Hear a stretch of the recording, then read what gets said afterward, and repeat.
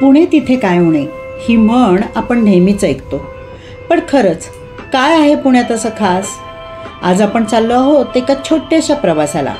बालभारती चौकापासून अण्णाभाऊ साठे यांच्या लेखणीपर्यंतचा प्रवास.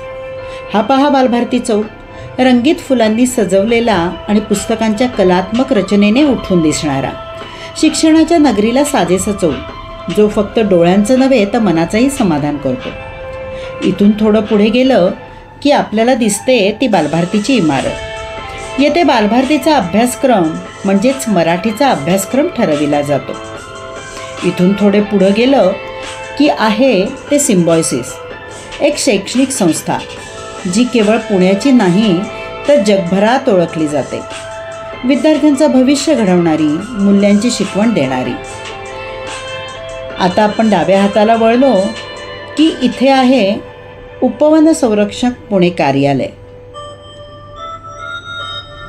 शहराची हिरवळ, उद्यानं आणि जैवविविधता यांची काळजी घेणारं हे ठिकाण.